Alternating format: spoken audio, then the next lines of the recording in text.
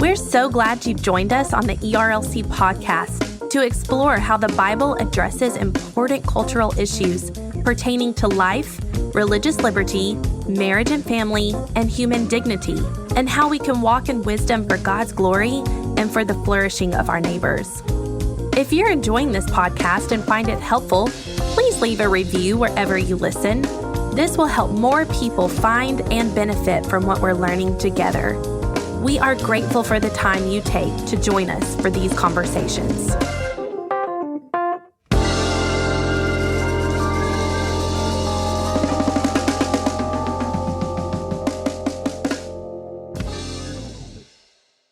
You're listening to the ERLC podcast. And I'll be sure to, in the show notes, link to oh my word, why can't I don't want to say link twice. And we'll be sure in the show notes to lead to the discussion, to link, oh gosh. Hello, and welcome back to this week's episode of the ERLC podcast, where each week we'll be talking about our work at the ERLC and focusing on what Christians should know about the things going on in the world.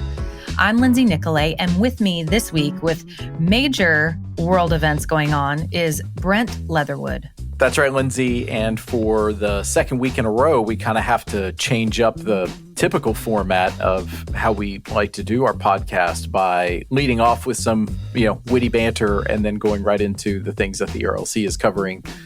Because just like last week, this week, important events have really overtaken our program. So overnight on Wednesday for us and Thursday morning, first thing in Ukraine, the long-anticipated Russian invasion of Ukraine began. So NBC News reports this. Russia launched attacks on Ukraine from multiple fronts Thursday in a dramatic escalation that saw cities bombarded from the air and forces battling on the ground. The broad offensive, which Kyiv said had already killed dozens of soldiers and several civilians, plunged Europe into one of its gravest security crises since World War II.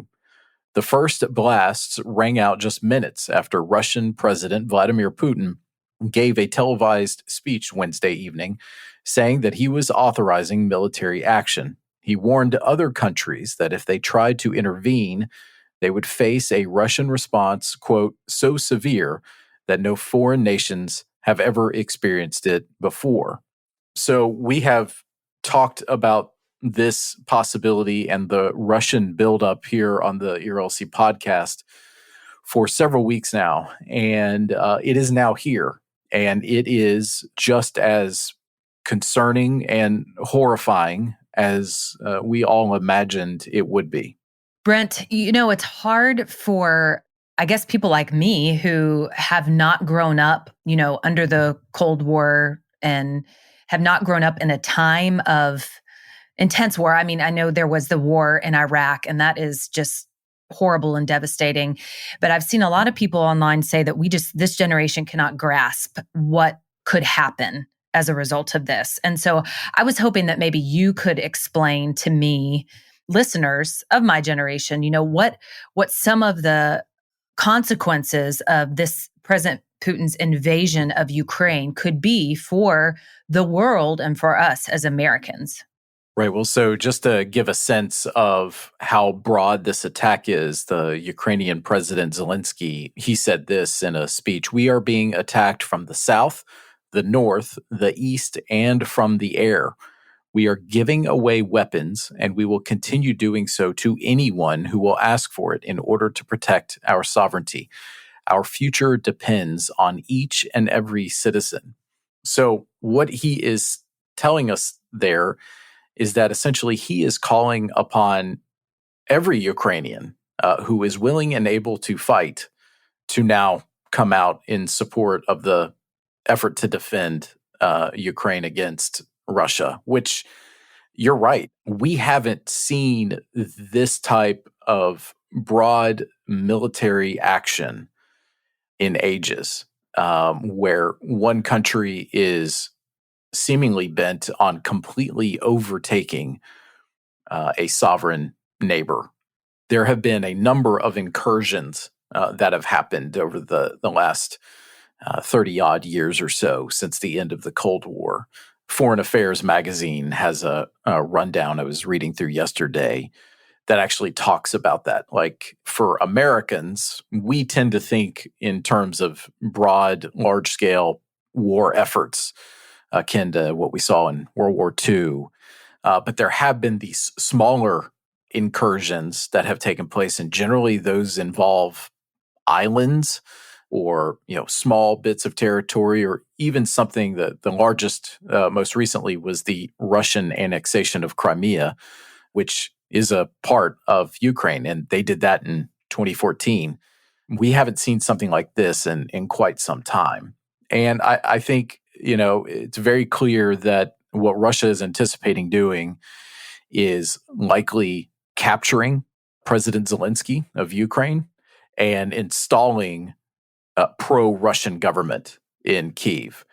And ultimately, that's what they want. They want to make Ukraine a satellite state of Russia because we just have to take Vladimir Putin at his own words. Just a few years ago, he said that the greatest global catastrophe of the 20th century was the downfall of the Soviet Russian Republic. That, he thinks, is actually what was the biggest loss of the 20th century. Not the extermination of 7 million Jews and 3 million other individuals in Nazi Germany, not the hundreds of millions of lives lost by Soviet communists. It is incredible that he thinks that the USSR disbanding is actually the greatest global catastrophe. That should be illuminating for us, and it should forecast what his designs are, because I would submit his appetite here is far larger than just obtaining Ukraine. I've only watched some clips so far, and it looks like something out of a movie, like something that we're not accustomed to seeing. And we've seen it in movies from World War II, et cetera, but it's quite terrifying. And it's important for us to remember the human toll in the midst of this. The Russian citizens who maybe don't agree, the Ukrainians who might lose their lives. And it's just really tragic. We're going to have pieces up as things unfold, and we can do what we can as a ministry to help explain this to Christians and to the church. We have a piece about praying for Ukraine that we put out before this invasion happened. And we also have an explainer that I'll link to that explains what happened to the lead up to this invasion. So keep checking our social media and our website for updates. Right. And the next step that we're all awaiting is how severe and what types of sanctions are levied against Russia for this invasion. So America has already put in place multiple sanctions hitting various parts of the Russian regime. President Biden has now promised that the sanctions that are forthcoming, now that the invasion has actually occurred and is underway, that the new sanctions that are coming will be even more severe and more widely felt by the Russian populace. And America is being joined in that by the United Kingdom, France, other Western countries that apparently will severely cripple Russia. It's yet to be seen exactly what they are and whether they will have that intended effect. But we should learn something by about 12:30 on Thursday, when President Biden is scheduled to address the nation about this illegal Russian invasion.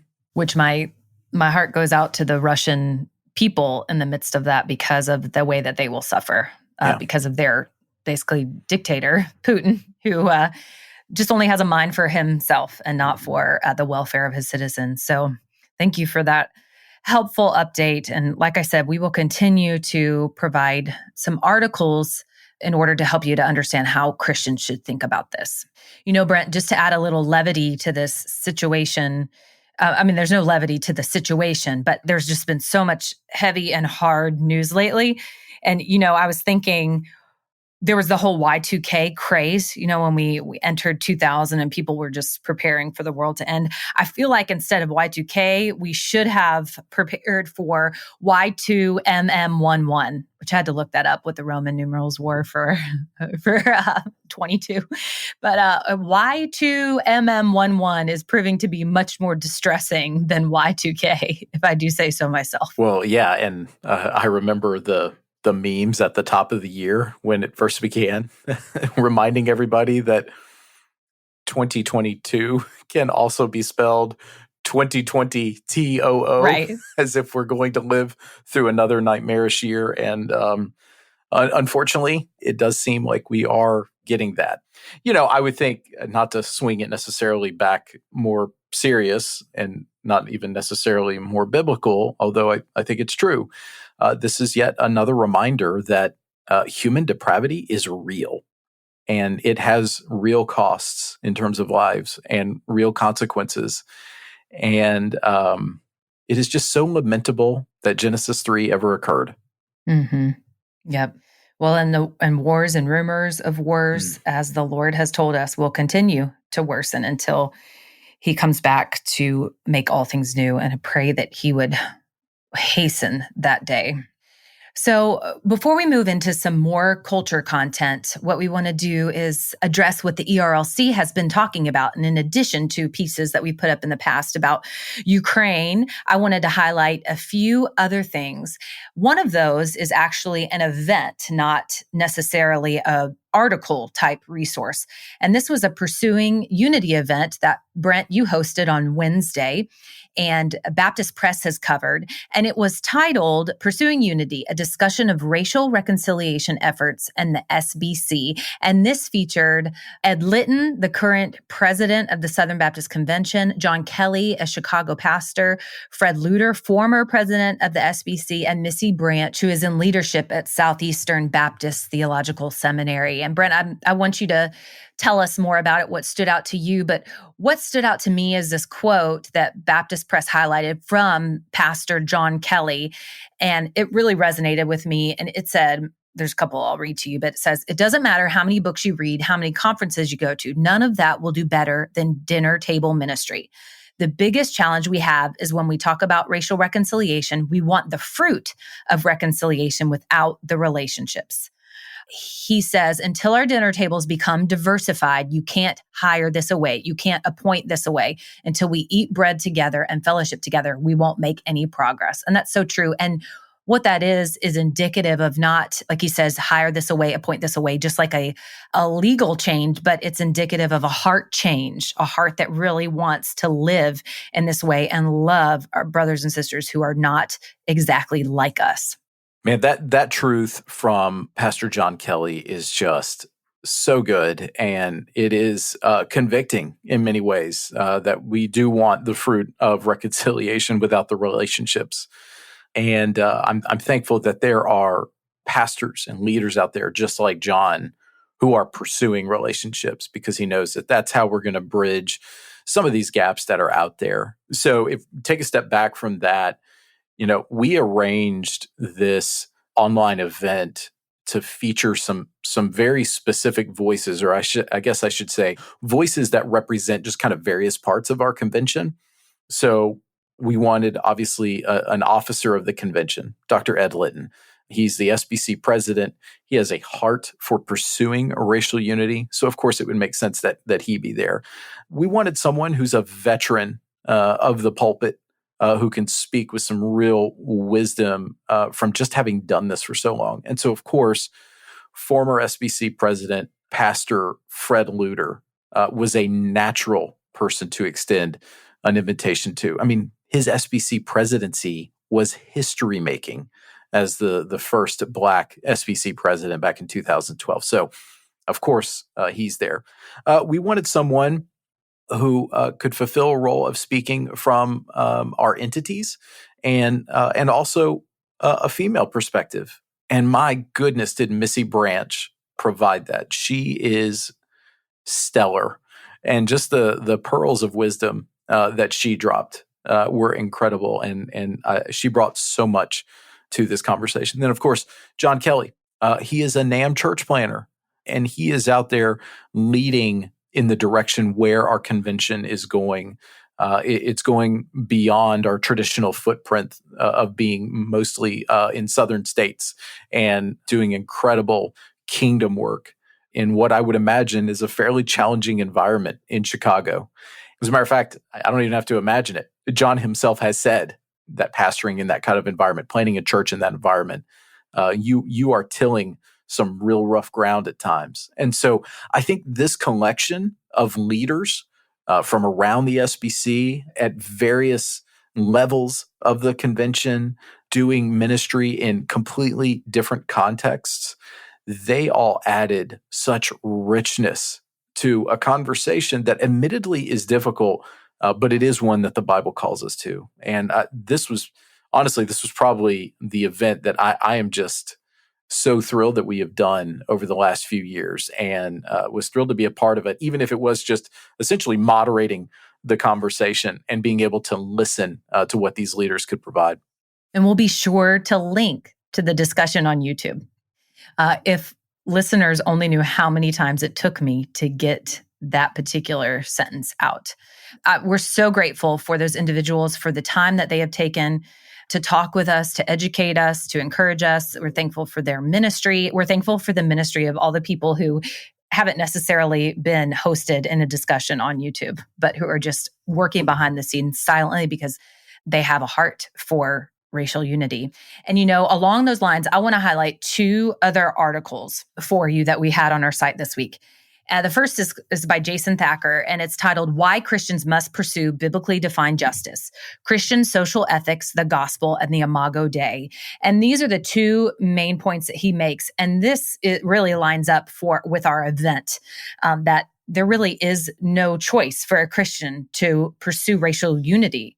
It is a justice issue, and our God is a God of justice. So first, Jason says, biblically grounded social justice is central to the gospel message being rooted in the Imago Dei. So because we are all made in the image of God, we all deserve to be recognized for the inherent dignity that our God has bestowed upon us. And secondly, downplaying social justice or failing to address the outworkings of sin in our society is a repudiation of the Christian social ethic. And so we cannot fail to address justice issues or the way sin has affected our societies. Yes, there are going to be different opinions on how we pursue these things, but there should not be differing opinions on whether or not we should pursue these things, because once again, it is very clear in Scripture. A second piece I wanted to highlight of someone who did pursue this kind of work is a piece by Pastor Alan Cross out of Alabama, and it's titled, Why We Should Be Thankful for Caesar Blackwell, the Alabama Baptist Slave Preacher, Montgomery, the Bus Boycott, and the Civil Rights Movement. I thought this article was fascinating. Alan has a heart for racial unity because in his town, he saw what kind of racial divisions were still there even after something like the Bus Boycott, which started with, Rosa Parks refusing to give up her seat. And this took place in Montgomery. And Alan was wondering, how is this the case? How did a place with such racial division become a place that the civil rights movement was birthed out of? And he traced a gentleman named Lee Compere, I think is maybe how you would say it. He was an English Baptist missionary that came over in the 1800s. And his ministry lined up with a slave preacher, Caesar Blackwell. And Caesar Blackwell preached and ministered to a gentleman named Nathan Ashby, who also had an incredible impact in the area. And then he just traces how these seeds were planted in the Black church, and they were watered and they were grown and they were tilled, and it just birthed this civil rights movement because these people had such a heart for the Lord and for the Lord's word and for what the outworkings of that might look like. And that would look like justice and equality and dignity for every man and woman, regardless of skin color. So I would encourage you to check out these two pieces as well as watch that YouTube discussion. These are great pieces. And obviously this week, despite what is happening over in Eastern Europe with the unjustifiable invasion by Russia of Ukraine, Our focus this week largely has actually been on racial unity and the pursuit of racial unity. And so these pieces complement that focus by the ERLC this week. And they're just so rich. One tells you why Christians should have a heart for justice, and the other gives you a sense of the just historical background of, just the issues that we have long wrestled with in Baptist life. And so I'm thankful that both Jason has written his piece and Alan Cross has written his amazing piece, which I think came in at just over 3,000 words. Was that it? That's incredible. Yeah, it was a longer piece. Alan said he was sure that we would cut it down, but I just thought it all fit together so well. And we need to train ourselves to read longer pieces anyway, right? So that's why I break it up into headings to just help your eyes to just trace it. There you go. Actually, all of our pieces this week ended up, minus maybe one that's going to come out on Friday, which is when this podcast is released, ended up being about racial unity in some way, shape, or form, which normally we don't have all of our pieces about the same subject, but that is just how the Lord worked it out. Anyway, I would encourage you to check those pieces out. But for now, Brent, that's your look at what's happening on ERLC.com. And Brent, even though you addressed a big cultural issue, why don't you give us a rundown on some other things that are going on in the world? All right. Thank you for that, Lindsay. And so we'll kind of begin. Our first story touches on some of what we are seeing in Ukraine. So this comes to us from Axios. Global democracy declines for the 16th year. Annual index finds. This is actually something we've referenced previously on the ERLC podcast. From the reporting, freedom around the world declined in 2021 for the 16th consecutive year, according to an annual report from Freedom House, which warns that countries, including China and Russia, are exporting authoritarianism, and we are seeing that in very real ways right now. Quote, the leaders of China, Russia, and other dictatorships have succeeded in shifting global incentives, jeopardizing the consensus that democracy is the only viable path to prosperity and security, while encouraging more authoritarian approaches to governance, the report says. Of note, 38% of the global population resides in countries that are not free, the highest percentage since 1997, versus only 20% that are living in free countries and 42% in partly free countries. Leaders in some authoritarian leading systems no longer feel the need for a veneer of democracy, the authors write, noting the farcical elections last year that took place in both Nicaragua and Russia as examples. There was also a surge of coups that took place in 2021, including in Myanmar, Sudan, and several West African states. So this story hits very coincidentally, given what is happening. But it just shows that right now, it really does seem that democracy is in retreat. And I think that if the tide is gonna turn, it's gonna be up to America to exert some real leadership on the global stage, which, frankly, for the last 10 years has largely been absent. And for all of our faults and foibles, it should make us as Americans thankful for the democracy in our country. As I was laying in bed last night going to sleep, I just told my husband, I said, it's crazy. Can you imagine living in a country where you're fearing for your life, where those bombs are going to go off and you've got little kids that you're concerned about? And by and large, that's not what we have to worry about. So yeah, it just makes me thankful. And it should make us as Americans, despite our differences, want to seek the welfare of our country and be unified in seeking that welfare. Absolutely. Well, so while we're overseas, let's talk about the Queen Elizabeth. And this comes to us from NBC News. Queen Elizabeth II has postponed 2 scheduled virtual audiences on Thursday, but will continue with light duties, a Buckingham Palace spokesman said, as the 95-year-old British monarch recovers from COVID-19.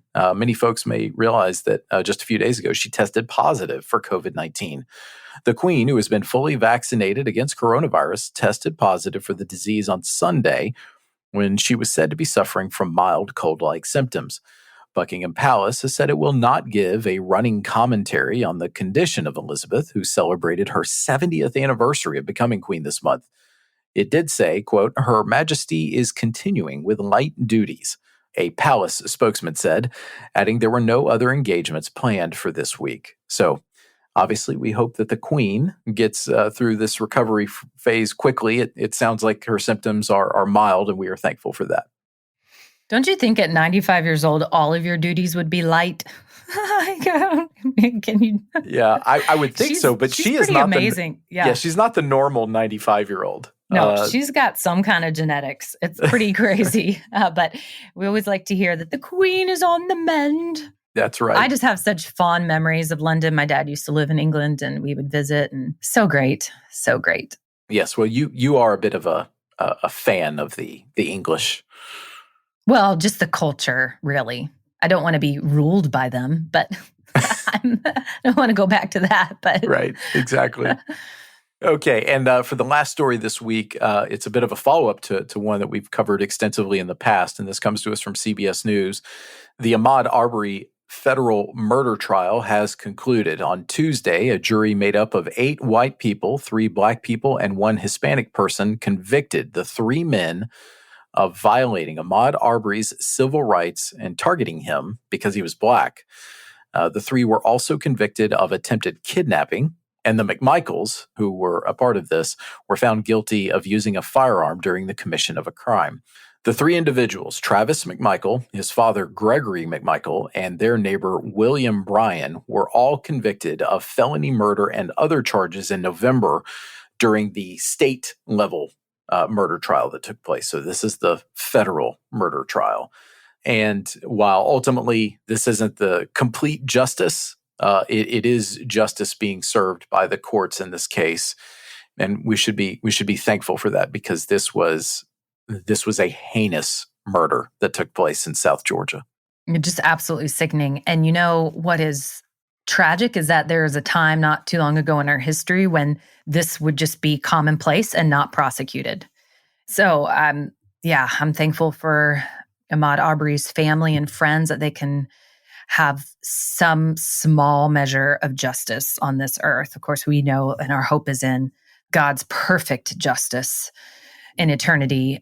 But this is just, it's just tragic. And we should be thankful that this is not, by and large, this is not something that is commonplace and allowed in our society anymore. Yeah, absolutely. Absolutely. That's probably a good note to end this abbreviated look at This Week in Culture, Lindsay. And now it's time for the Lunchroom, where we tell you what we're talking about with each other.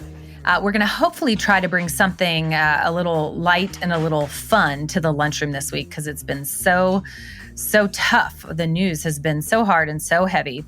So one of the things I like to do when I am feeling stressed and when things are tough is eat. And I know we are not fans or supporters of gluttony, and it's not necessarily good to eat your feelings, but food is a good gift from God. And so I'm going to include a recipe here, which is just, interesting. Have you ever had poppy seed chicken, Brent? I don't believe I had, Lindsay. Well, you probably need to have it. One of our colleagues, Liz Bristow, shared this. And I have had poppy seed chicken, and it's yummy, and it's a great comfort food. What food do you go to when you need to be comforted? Like, what's your just comfort meal? Comfort meal? Or food or whatever. I love chocolate chip cookies. Okay. Like fresh chocolate chip cookies. Like, does Meredith make them or? No. Where do you, No, I don't act on my impulse, but I would love to always have a freshly baked chocolate chip cookie. Chocolate chip cookies. Okay. Well, what about a place? Like, would you want to go to Cracker Barrel and have a good Mama's Pancakes meal? Or yeah, I would do that now. I would do that even if I wasn't feeling bad. Right. That's hilarious. Oh man. Well, I pretty much like all food. Anything bad for me is a good comfort meal. Although I do like healthy food too. Don't get me wrong. So while I'm eating food, I like to also escape reality by watching a show, which is also none of this says good things about me. I do like to spend time with the Lord as well. That's good. I also wanted to point out to listeners that there is this subscription through Prime called BritBox. Have you ever heard of this? This goes along with my love for all things English, not all things, but some things. Which, by the way, I met a girl at Bible study the other day who is a 12th cousin of Diana, Princess Diana, and a whatever cousin to William and Harry. This is quite fascinating. BritBox, though, has just certain British shows that you can watch that you can't watch anywhere else. And British crime dramas sometimes are just really, really good. And so I would recommend, if you haven't seen Shetland, you have to look on IMDb or BD for anything you might need to skip. But check out BritBox if you're looking for some things to watch. If you need to be comforted, eat your poppy seed chicken and watch yourself some BritBox. Yeah, your inner Anglophile is coming out. That's right. Yeah. Because you are a true Anglophile. It's because of my childhood. Mm-hmm. My childhood, we'd eat ice lollies in the summer and ride the train and drink tea and eat biscuits. Digestives is what they were called. And I just still have such great memories to this day. Well, there you go. What about you, Brent? Yeah, actually, one thing that I'm looking forward to is the return. I mean, this probably, is my inner grandpa kind of coming out. But I'm looking forward to the return of the series Law and Order. Oh, I am too. NBC. So it starts later tonight. What? And so, yeah, I'm just really looking forward to it. They took it off a few years ago. And just to be clear, like, it's not one of the, spinoffs. It's the actual return of Law and Order, the original series. And they're even picking up with some of the previous characters. And I just loved those. For years, I would just watch them in the evenings, and I just really enjoyed how at the beginning you had a crime, you had to have the investigation to get all the evidence, and then you had some, the case itself, and nearly every episode ended with a result of that case, and I love those little, just like real life, right? Right. Maybe not quite like real life, but it allowed you to just have an hour where you began a story and you ended a story, and they were usually really well done. I don't know that they necessarily followed all the proper, legal procedures. So there's probably, criminal attorneys out there that would say, well, it's totally unrealistic. And look, it's TV, so it doesn't necessarily have to be realistic. I just like the fact that you can begin a story and come to a resolution in about an hour's time. Yes, I'm so glad you brought that up, because I actually have been watching the Law and Order Organized Crime, where Elliot from SVU, but I don't watch SVU, comes back. Anyway, so then I tried to look up where I could watch past episodes of the original Law and Order, and I can't seem to have success with that. So yes, love me some Law and Order. I am glad you brought that up. And it looks like we, in the midst of hard news, are going to be escaping into TV. Not really. In the world of crime dramas. Yes, that's the world really of crime a dramas. Great escape. The great escape, yes. That says something about us, I guess. Oh, man. Yeah, so I look forward to it tonight. So maybe you, our listeners, should check out the reboot of Law and Order as well. And we wish we could all sit down and have a party and watch it together. The ERLC office with our 4 TVs. Yes. That would be fun, wouldn't it? A virtual or an in-person watch party. Yes. Eat poppy seed chicken and chocolate chip cookies. Let's plan it. There you go. Sounds like a fun time. Just a reminder, you can find links to all the things we talked about today in the show notes. And if you like the podcast, please consider helping us spread the word by sharing the episode on social media or going into your favorite podcast app and leaving us a rating and review. The ERLC podcast is a production of the Ethics and Religious Liberty Commission and is hosted by Lindsay Nicolay and Brent Leatherwood. Technical production is provided by Owens Productions. It is edited and mixed by Mark Owens. In addition to listening to the ERLC podcast, be sure to check out our other podcasts. The Digital Public Square airs every Monday, and its host is Jason Thacker, who is a leading voice on technology and ethics. And if you like staying informed about important policy issues that matter to Southern Baptists, Capitol Conversations is our podcast directly from Capitol Hill, which is hosted by our colleague, Chelsea Sobolik. Search for the Digital Public Square and Capitol Conversations wherever you listen to podcasts. Thanks again for listening, and we'll be back next week with more content.